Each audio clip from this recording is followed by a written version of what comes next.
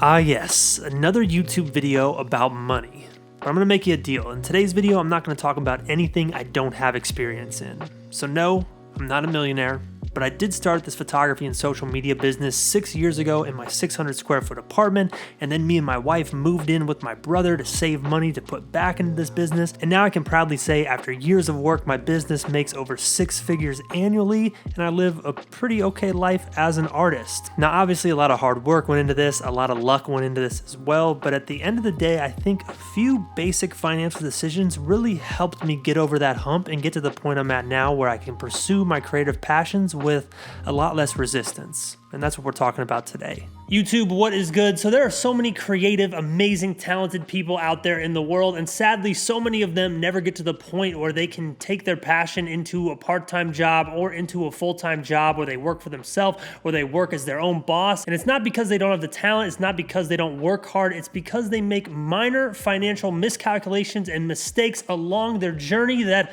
hold them back from ever being able to pursue the thing that they want. And for me, I'm experiencing this once again in my career because I just launched a new project, 1826. Shout out to everyone who supported this new project. We sold out of collection number 1. Well, we sold out of the hats. There's a few stickers and a few t-shirts left. But with this new venture, I'm having to do everything on this list again to ensure that this new idea and company gets off the ground and I can grow it the way I want. I don't want financial mistakes to hold me back. So that's what we're going over today. Some financial mistakes that you want to avoid so your creative dreams are not crushed by something that is actually inside of your control. Typically, the things that might crush your dreams are outside of your control. It's the worst when it's something that you do yourself that messes you up. Hey, I gotta jump in here really quick and remind y'all that I'm not a financial advisor by any means. I have no idea what I'm talking about. This is strictly for entertainment and from my own personal experience. Talk to a professional before doing any major financial decisions. So the first thing we gotta talk about is having too much liability in your life. Now, liabilities is like,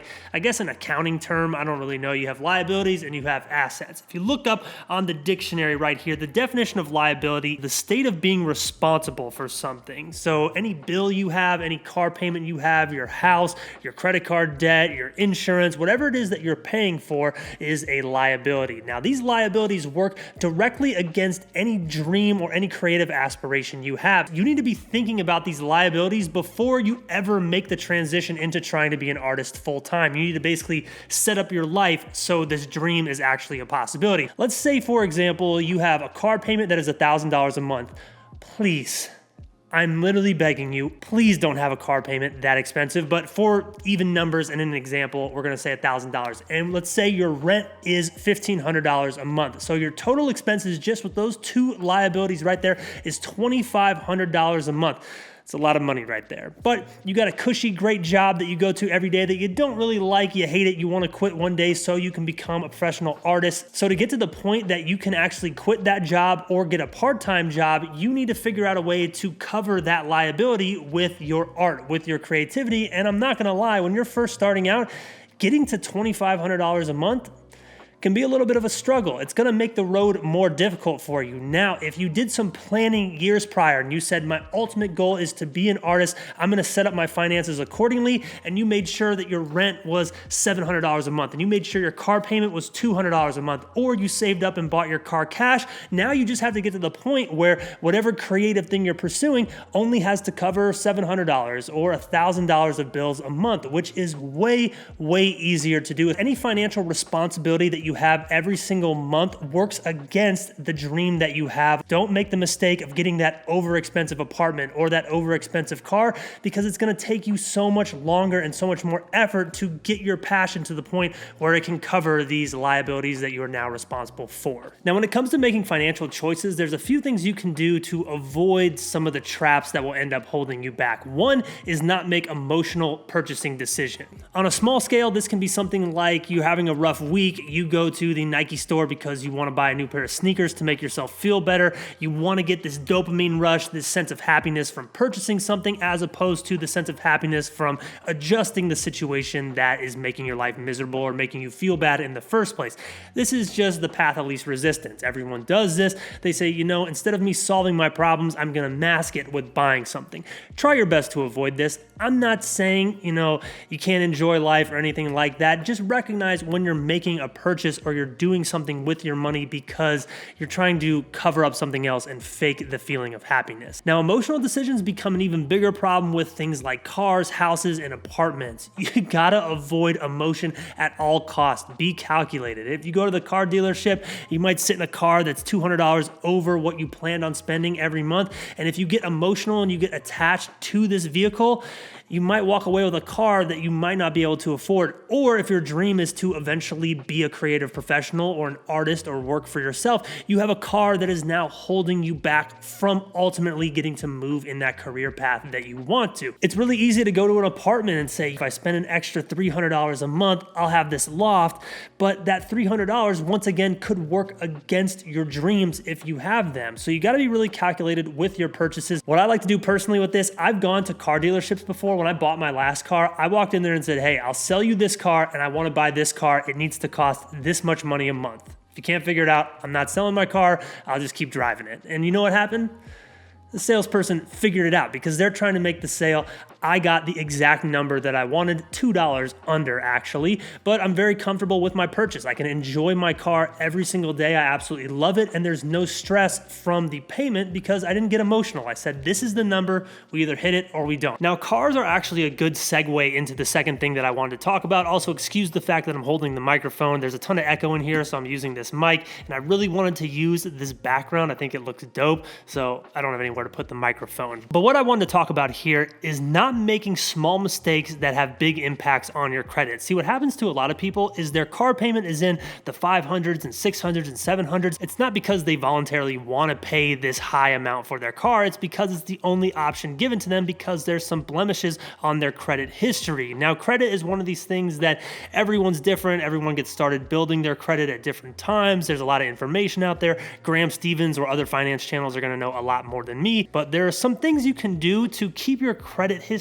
in good standing that are basically no-brainers. One, don't max out any credit cards. I know people have done this. It's an absolute nightmare, and if you default on it, your credit history is it's not good. Now, another thing you can do is not skip out on bills. And if you have skipped out on a bill, a lot of people in college, they have this $25 electric bill or something, they're broke, and they say, you know, I'm just skipping that. Screw it. I don't feel like dealing with that. But that bill will go to collections and it will follow you on your credit report for the rest of your life. So when you go to do something like buy a car, it's going to cost you more money because you're going to be paying more interest. So if you have something like that on your credit history right now, just go back, try to get it figured out so you can start rebuilding that damage that you have done.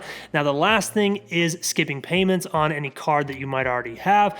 This is also a no-brainer. I mean, it's just going to follow you everywhere. Try to get it sorted out. I know that's easier said than done depending on the situation that you're in, but all I'm saying with this tip is try to just avoid minor mistakes that can impact your credit negatively, because when you are a freelancer and you're working for yourself, your credit history is kind of like your ID. You know, a lot of big life purchases come because you have a good credit history. It's not like having a normal job where you can just show a bunch of pay stubs and the bank assumes you can afford it. So you want to know something interesting? This coffee table right here that I'm sitting on, this is the same coffee table that I used to sit on in my old apartment that I talked about in the intro to this video.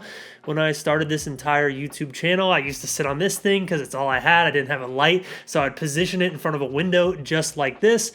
It's crazy how, stuff works out. Now, speaking of things working out, the third thing I want to talk about today happens once you find some success at the creative career you want. You've been grinding, you've been working hard, you can finally quit your job, you're making money from clients. A big mistake that sets people back is taking money out of their business. And this is something I'm experiencing right now with 1826.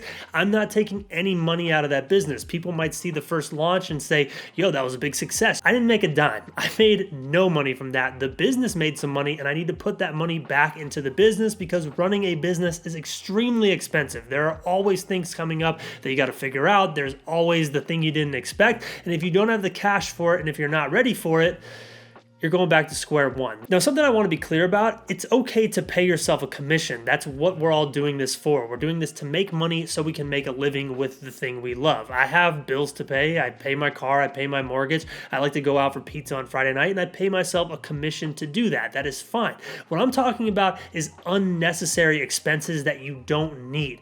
Here's an example. You ever heard of an IWC Big Pilot? It's my favorite watch ever. Love that watch. Over the years of me building my YouTube business and building this photography business, I at some point would have been able to buy this IWC Big Pilot. The problem is, it doesn't do anything for my business, and it takes money out of my business that doesn't need to be taken out. I could have spent that money on 2 Leica cameras. I could have spent that money on new light. I could have spent that money on trips to make content. All types of things that are tax write-offs that actually help my business. Where an IWC Big Pilot, as cool as it is, doesn't help my business one bit, and I can't write it off of my taxes because I can't explain to the IRS why an IWC Big Pilot helps my business, whereas all those other things I just listed, I can easily explain. So the mistake is not taking money out to pay yourself a commission. The mistake is taking a large sum of money out for something that you don't need, and it's not the appropriate time to buy.